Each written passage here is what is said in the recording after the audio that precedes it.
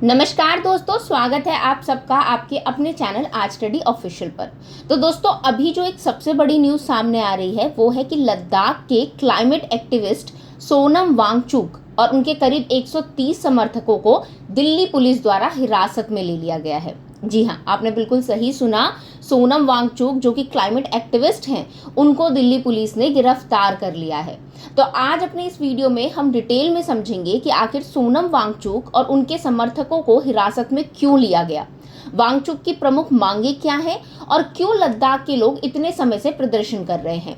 साथ ही दोस्तों, हम जानेंगे कि इस पूरे घटनाक्रम पर राजनीतिक प्रतिक्रिया क्या आई है, खास करके राहुल गांधी जी की बात करेंगे। इसके अलावा दोस्तों, हम बात करेंगे लद्दाख को पूर्ण राज्य का दर्जा देने और छठी अनुसूची के तहत संवैधानिक सुरक्षा की मांग के बैकग्राउंड के ऊपर, और लास्ट में हम समझेंगे केंद्र सरकार की भूमिका और उनकी प्रतिक्रिया क्या है। तो चलिए शुरू करते हैं। लेकिन दोस्तों, उससे पहले अगर आप हमारे चैनल पर पहली बार आए हैं या अभी तक चैनल को सब्सक्राइब नहीं किया है तो पहले वो कर ले, और हाँ, बेल आइकन को हिट करना बिल्कुल ना भूलें ताकि हमारे फ्यूचर वीडियोस की अपडेट सबसे पहले आप तक पहुंचे। तो चलिए सबसे पहले बात करते हैं कि आखिर ये पूरा मामला है क्या। तो दोस्तों, हुआ ये कि पिछली रात यानी कि 30 सितंबर 2024 की रात को सोनम वांगचुक और उनके करीब 130 समर्थकों को दिल्ली पुलिस ने सिंधु बॉर्डर से हिरासत में लिया।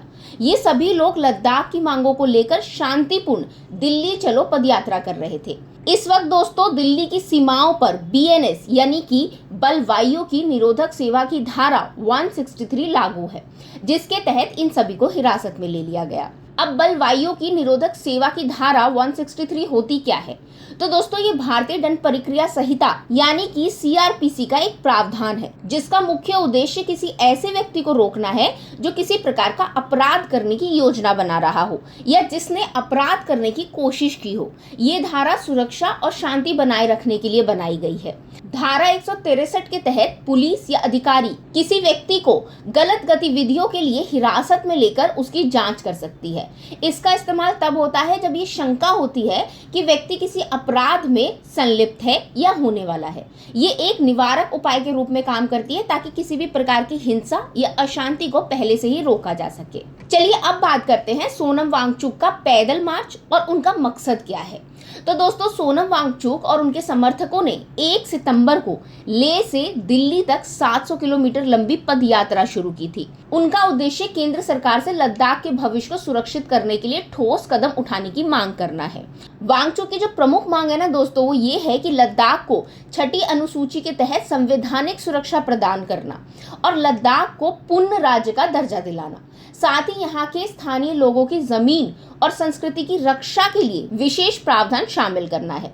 इसके बाद दोस्तों, 14 सितंबर को जब वांगचुक हिमाचल प्रदेश पहुंचे थे, तब उन्होंने स्पष्ट रूप से कहा था कि ये यात्रा केंद्र सरकार को उनके 5 साल पहले किए गए वादे को याद दिलाने के लिए की जा रही है।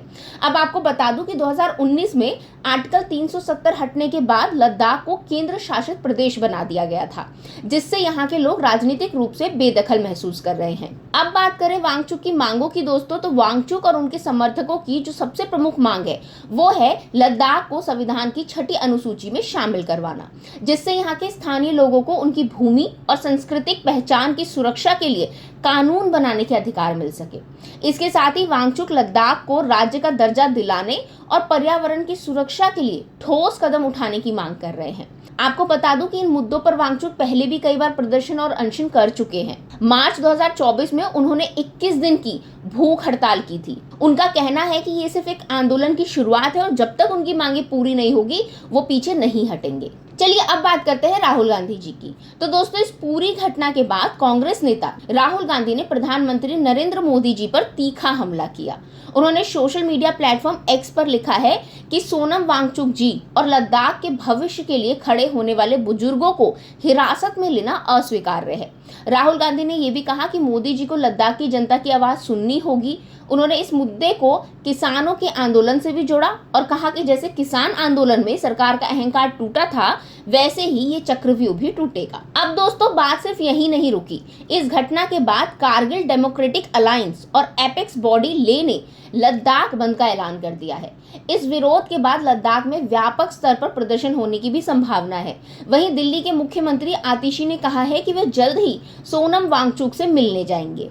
चलिए अब थोड़ी सी बात करते हैं लद्दाख के आंदोलन और आर्टिकल 370 की। तो दोस्तों लद्दाख का आंदोलन तब शुरू हुआ था जब 2019 में केंद्र सरकार ने जम्मू कश्मीर से आर्टिकल 370 हटाया था और जम्मू कश्मीर और लद्दाख को केंद्र शासित प्रदेश बना दिया था। इसके बाद से ही लद्दाख के लोग खुद को राजनीतिक रूप से बेदखल महसूस करने लगे। वे अपनी जमीन, नौकरियां और सांस्कृतिक पहचान को बचाने के लिए लगातार प्रदर्शन कर रहे हैं। अब लास्ट में बात करते हैं दोस्तों केंद्र सरकार की। तो केंद्र सरकार ने लद्दाख के मुद्दों पर विचार करने के लिए उच्च स्तरीय समिति का गठन किया था, लेकिन प्रदर्शनकारियों के साथ बातचीत सफल नहीं हो सकी। 4 मार्च 2024 को लद्दाख के नेताओं ने गृह मंत्री अमित शाह से मुलाकात भी की थी, लेकिन सरकार ने उनकी मांगे मानने से इनकार कर दिया था। इसके बाद वांगचुक ने लेह में अनशन शुरू किया था। तो दोस्तों ये थी पूरी कहानी लद्दाख के आंदोलन और वांगचुक जी की गिरफ्तारी की। आज की वीडियो के लिए बस इतना ही। अगर आपको वीडियो पसंद आया हो तो वीडियो को लाइक करें, शेयर करें, अपनी राय हमें कमेंट के जरिए जरूर बताएं। अब मिलेंगे अगले वीडियो में, तब तक के लिए थैंक यू।